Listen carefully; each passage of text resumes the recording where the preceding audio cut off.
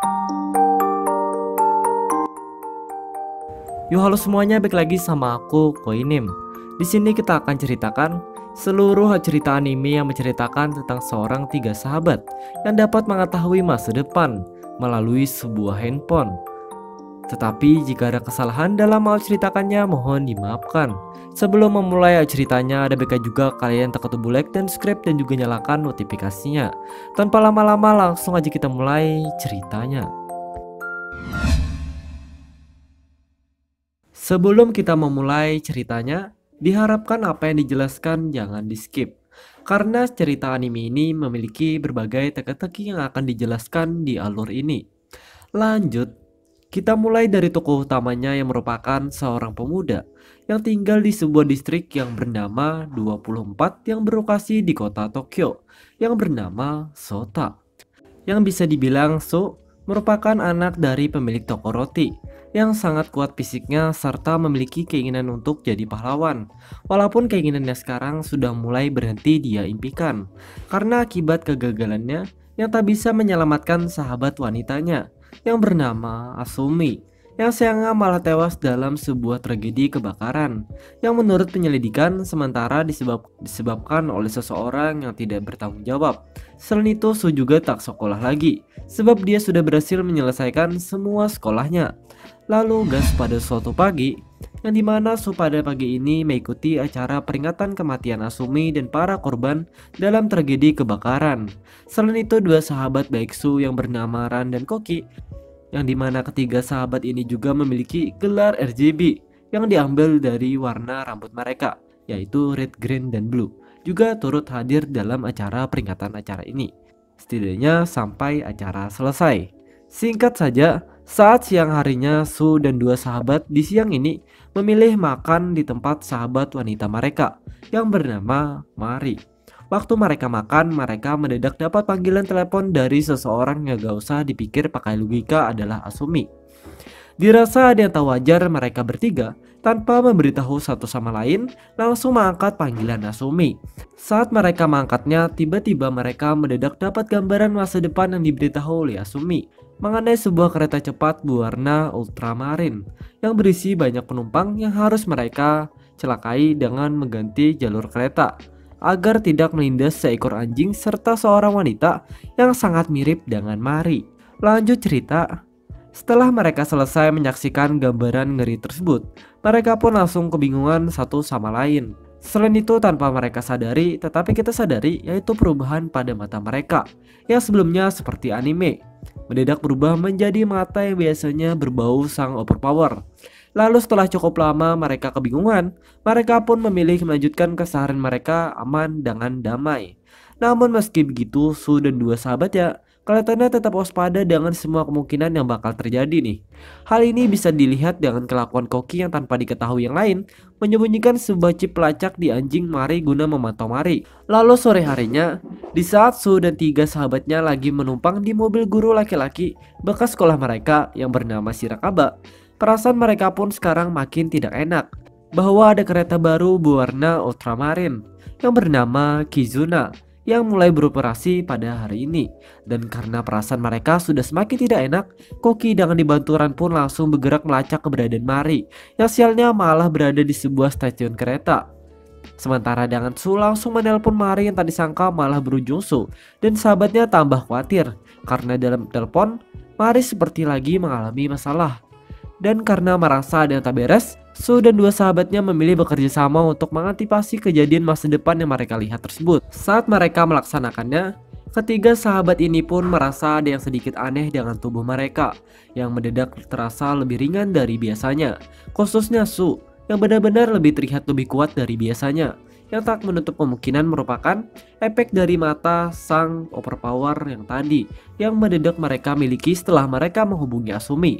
Selain itu, mereka bertiga untungnya berhasil mengantisipasi semua kejadian depan tersebut, dan dimana keberhasilan itu diantaranya adalah yaitu pertama, Koki berhasil meyakinkan pihak pemerintah yang sebenarnya adalah pihak ayahnya agar tidak mengganti jalur kereta. Lalu disusul keberhasilan Ran yang memang ahli teknologi untuk mengaktifkan rem otomatis karena tersebut agar kecepatannya sedikit menurun.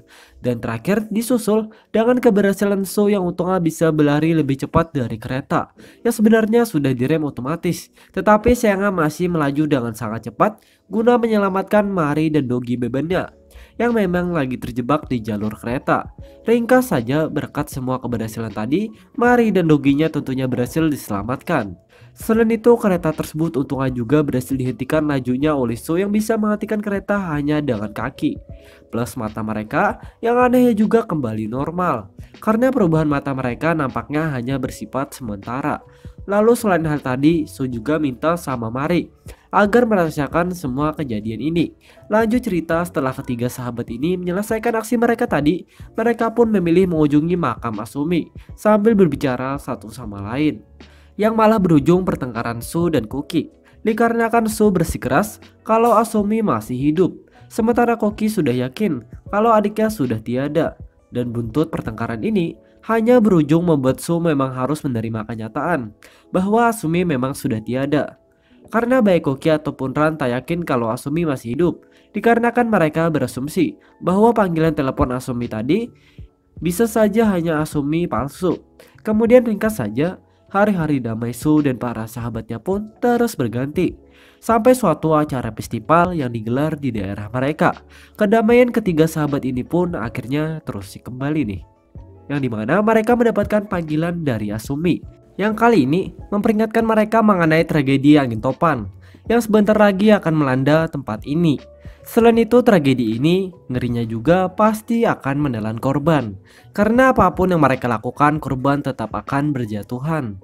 Dan peringatan dari Asumi langsung direspon Su dan para sahabatnya yang gas berupaya mengantisipasi tragedi tersebut. Di tengah upaya mereka, Koki dan Ran pun malah terlibat cekcok satu sama lain, karena mereka memiliki pandangan yang berbeda untuk menyelamatkan para pengunjung. Hal ini pun juga makin diperparah dengan Su yang tak mampu menghentikan cekcok kedua sahabatnya yang terus adu bacot. Sampai perselisihan ini pun untungnya berhasil diselesaikan oleh Shirakaba yang langsung menceramahi Su dan dua sahabatnya. Ringkas saja, setelah melewati berbagai upaya dan kerjasama mereka, Su dan dua sahabatnya untungnya berhasil mengantisipasi tragedi topan, walaupun memang harus menelan korban, yang dimana salah satunya ialah Shirakaba karena tindakan Shirakaba yang ingin melindungi putri lolinya yang bernama Kozue. Saat tragedi angin topan, kemudian cerita berlanjut pada esok harinya. Penduduk di wilayah Su pun hari ini masih berduka atas tragedi angin topan kemarin, yang memang lumayan banyak yang jadi korban, khususnya Su dan dua sahabatnya yang benar-benar asli galau karena akibat tidak bisa mencegahnya jatuhnya korban. Kemudian di tengah kegalauan mereka, tiba-tiba mereka dan para penduduk di wilayah distrik 24 mendadak dapat pesan dari berbagai perangkat elektronik, yang dimana pesan yang sekitar kurang dari 1 menit ini disampaikan oleh seorang pria misterius yang bisa kita sebut saja dengan Mr. Chot. Selain itu, Mr. Chot kelihatannya juga bukan orang sembarangan, karena ia mengaku bahwa ialah dalang dari tragedi angin topan. Walaupun gak tahu benar atau tidaknya sih. Oke, lebih baik kita lanjut saja. Dan hari-hari pun Su dan para sahabatnya pun terus berganti. Dan sampai suatu malam, lagi-lagi Asumi kembali menghubungi mereka plus mengasih tahu mereka sebuah kapal pesiar yang akan dibom oleh seorang teroris pada malam ini juga, serta mereka yang harus memilih membiarkan teroris tersebut atau menghentikan aksi teroris itu dengan membunuh sang teroris. Selesai mereka dihubungi Asumi, Su dan yang lainnya pun langsung berunding satu sama lain. Di tengah perundingan, mereka pun sepakat mencari keberadaan sang teroris dengan tujuan agar mereka bisa menghentikan sang teroris. Tetapi meski awalnya sudah sepakat begitu, namun karena didesak waktu, Su pun jadinya memilih menyusup ke kapal pesiar untuk mencari bom yang dipasang oleh sang teroris. Sementara dengan kedua sahabatnya, yaitu Koki dan Ran, memilih menjalankan aksi mereka secara sendiri, karena Koki juga merupakan anggota pihak keamanan bersama dengan para rekannya, memilih melakukan upaya saja untuk menghentikan sang teroris. Sementara dengan Ran ternyata berniat menemui plus membujuk sang teroris agar tidak melanjutkan aksinya. Dikarenakan sang teroris sebenarnya merupakan teman gengnya yang sangat baik hati yang bernama Kunai. Ringkas saja, setelah lumayan lama Su dan para sahabatnya melakukan berbagai upaya mereka, semuanya pun akhirnya diakhiri dengan Kunai yang terpaksa ditembak mati oleh rekan Koki karena Koki tidak punya pilihan lain. Selain hal ini juga diperparah dengan Ran juga gak mampu membujuk Kunai, yang dimana semua hal tadi jadinya juga berujung membuat Koki dan Ran yang jadi merenggang. Kemudian lanjut cerita, pada esok harinya Su dan semua warga di distrik 24 sekarang sedang dihebohkan dengan sebuah video pernyataan Kunai yang diperlihatkan di televisi, yang tidak berniat menjadi teroris, melainkan dia hanya ingin membunuh orang jahat yang sudah menipunya untuk memperoleh keuntungan dengan membahayakan nyawa orang banyak yang sekarang lagi menaiki kapal pesiar tersebut. Plus mengasih tahu mengenai dia yang merupakan anggota geng Ran yang bernama Doret. Plus minta kepada semua orang agar mendukung dan tidak menyalahkan Doret atas perbuatannya. Lanjut cerita, meski yang dikatakan Kunai ada benarnya, akan tetapi entah kenapa pihak pemerintah anehnya malah acuh dan tetap menganggap Kunai dan CS-nya sebagai orang jahat, yang akhirnya juga berujung Koki yang atas perintah ayahnya yang memang sangat ingin menghapus semua kejahatan dengan memakai sebuah sistem yang namanya diambil dari nama Ibu Asumi dan Koki yang bernama Kanai, yang dijalankan oleh jasad yang nanti akan kami ungkapkan identitasnya. Jadi gak punya pilihan selain menangkap para rekan Kunai yang tak lain adalah Ran dan gengnya, dengan tujuan agar keamanan distrik 24 yang memang masih tinggi angka kejahatannya bisa turun, dan pastinya juga berujung dengan Koki yang resmi bermusuhan dengan sahabat baiknya yaitu Ran. Lalu setelah itu ceritanya pun berlanjut dengan beberapa bulan kemudian, yang dimana sekarang Ran gak punya pilihan selain melanjutkan kehidupan sebagai pemain GTA. Sedangkan Koki sekarang masih melanjutkan kesehariannya sebagai pihak keamanan di distrik 24. Kemudian sementara dengan Su sekarang tetap bisa melanjutkan kehidupannya di distrik 24 yang sekarang makin rendah angka kejahatannya. Dikarenakan berkat kelakuan ayah Koki yang sudah mulai menguji coba sistem Kanai, angka kejahatan di distrik 24 tak disangka juga makin turun drastis. Kemudian pada suatu hari, di saat Su lagi membantu ibunya dan mari membagikan roti kepada anak-anak yang kurang mampu, Su pun hokinya hari ini berhasil menemukan seorang pria yang ternyata tahu mengenai siapa Mr. Chot, yang tentunya juga membuat Su langsung ngobrol dengan pria ini, yang tak lain adalah kenalan Ran, atau lebih tepatnya adalah guru melukis Ran. Sampai Su pun untungnya berhasil mendapat informasi dari guru Ran mengenai Mr. Chot yang ternyata lagi berada di sebuah tower. Selain itu Su juga diperingatkan sama guru Ran agar segera pergi ke lokasi Mr. Chot, dikarenakan nyawa Mr. Chot kelihatannya sedang dalam bahaya karena lokasi Mr. Chot terlihat sedang mau dilanda badai besar. Dirasa peringatan guru Ran ada benarnya, Su setelah meminta nomor kontak guru Ran langsung gas OTW ke lokasi Mr. Chot. Di tengah langkahnya Su mendadak dapat panggilan dari Asumi termasuk juga Ran dan Koki yang berada di lokasi berbeda mengenai Mr. Chot yang tak disangka akan terjadi malapetaka disebabkan beberapa krane besar yang berada di puncak tower akan kehilangan kendali karena akibat tersambar petir, dan nantinya juga akan membuat beberapa krane jadi jatuh menimpa para orang-orang yang berada di bawah. Selain itu hal ini juga diperparah dengan satu-satunya harapan yang bisa menghentikan malapetaka, yang sangat cuma Mr. Chot yang apasnya juga harus mengorbankan keselamatannya guna mencegah malapetaka. Dan juga dapat disimpulkan bahwa Su dan dua sahabatnya harus memilih dua pilihan, yaitu menyelamatkan nyawa banyak orang di bawah tower atau menyelamatkan nyawa Mr. Chot yang pasti misterius habitatnya. Lalu selain Su dan sahabatnya mendapat panggilan tersebut, Su pun langsung gas melanjutkan langkahnya menuju menara guna menyelamatkan nyawa Mr. Chot. Karena bagaimanapun juga Su tidak bisa mengorbankan nyawa seseorang hanya untuk menyelamatkan nyawa orang banyak. Namun siapa sangka hanya berujung dengan kegagalan karena Mr. Chot yang identitasnya usut punya usut bukan anggota geng berbatang hitam, melainkan geng sumur maut.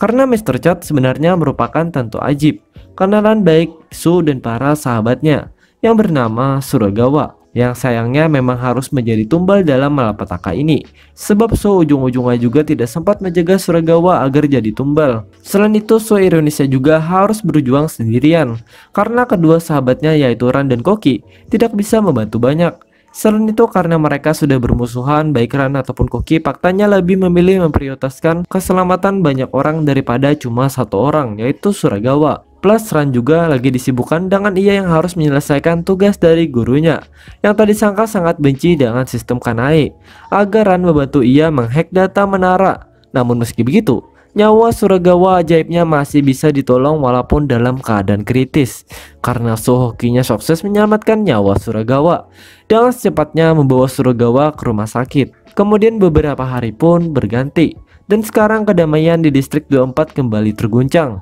walaupun tidak sehebat tragedi. Dan kali ini penyebabnya bukan karena tragedi yang biasanya dikabarkan oleh Asumi. Sebab kali ini disebabkan oleh perselisihan antara kubu Doret yang dipimpin oleh Guru Ran dengan pihak pemerintah yang dipimpin oleh Ayah Koki. Karena kedua pihak ini memiliki pandangan yang berbeda terhadap sistem Kanae. Sebab pihak Doret sangat menantang sistem Kanae, sementara dengan pihak pemerintah sangat mendukung sistem Kanae, yang akhirnya juga berujung dengan perselisihan jangka panjang antara Ran yang pasti membela Doret, dengan Koki yang tentu membela pihak pemerintah. Namun beda cerita dengan Su, yang tadi sangka memilih menjadi pihak netral nih. Karena Su tidak ingin perselisihan ini menjadi kerusuhan di distrik 24. Kemudian setelah itu pada suatu malam, Su malam ini memilih menjenguk Suragawa karena Suragawa hokinya sudah siuman. Yang gak diduga malah berujung Su yang dapat penjelasan mengenai sistem Kanae yang benar-benar bikin Su kaget karena memakai jasad yang ternyata adalah jasad Asumi. Plus Su juga kaget bukan main mengenai panggilan dari Asumi yang ternyata merupakan firasat buruk Asumi akibat jadi wadah sistem Kanae. Karena walau Asumi sudah tiada, akan tetapi pikirannya ternyata masih tetap hidup karena dibangkitkan oleh sistem Kanae yang terkadang ada celah atau bug yang membuat Asumi jadi bangkit kesadaran manusianya serta menyampaikan firasat buruknya kepada orang-orang yang bisa diandalkannya. Dengan kata lain, yaitu Su dan kedua sahabatnya untuk mengatasi firasatnya serta memberi tambahan power pada mereka. Yang kemungkinan juga inilah yang bikin Suragawa masih bisa bertahan hidup. Karena apa yang disampaikan oleh Asumi faktanya tidak terjadi 100%. Karena seperti yang sudah terjadi yaitu Suragawa yang disampaikan Asumi bakal mati. Ajaibnya tetap bisa selamat dari tragedi. Selain itu tujuan Suragawa menjadi Master Chot adalah agar kesalahan yang masih terdapat pada sistem Kanae tidak diketahui oleh Ayah Koki, atau dengan kata lain membuat pihak Ayah Koki sibuk dengan kelakuan Master Chot yang sebenarnya cuma pengalihan dengan tujuan agar kesalahan yang terdapat pada sistem Kanae berupa bangkitan kesadaran Asumi bisa diperbaiki tanpa diketahui oleh Ayah Koki, yang tak menutup kemungkinan akan sedih bukan main apabila tahu mengenai bangkitnya kesadaran putrinya itu.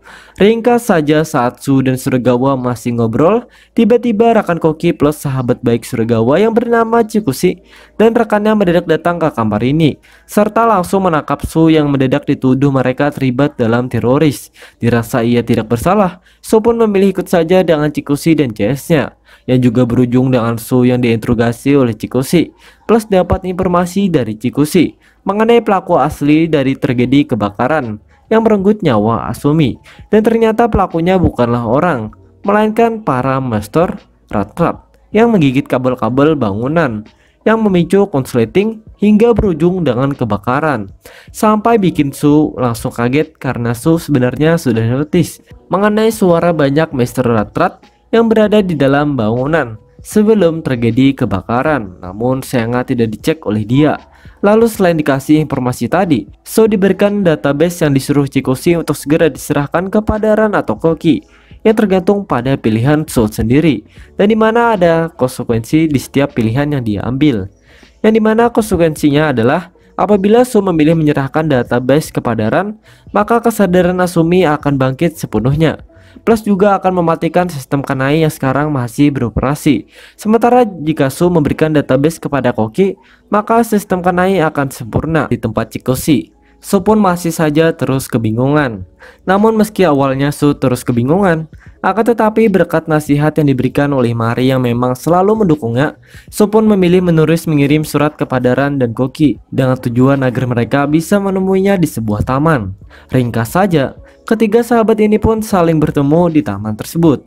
Lalu sehabis mereka saling bertemu, mereka pun langsung terlibat pertengkaran karena mereka saling menyalahkan satu sama lain.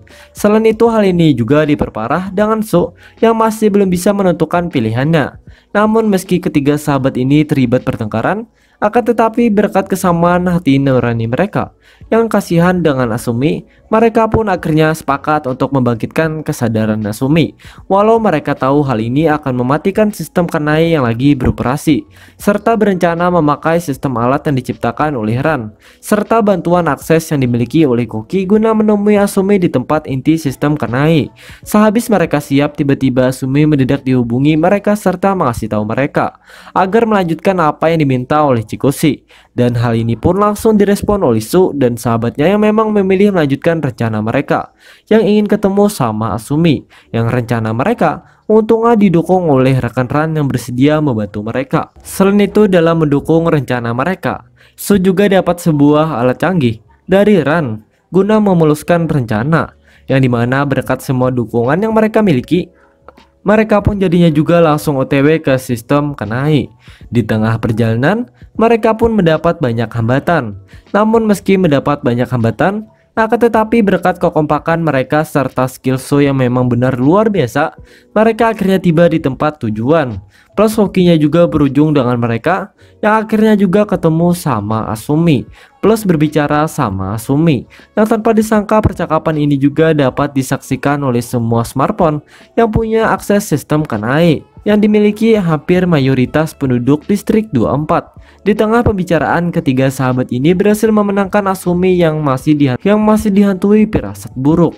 Selain itu, Su pun memilih menyatakan perasaannya ternyata sudah lama naksir sama Asumi, yang tak diduga malah langsung direspon sama Asumi, yang tanpa banyak mikir langsung membalas perasaan Su karena ia nyatanya juga naksir sama Su.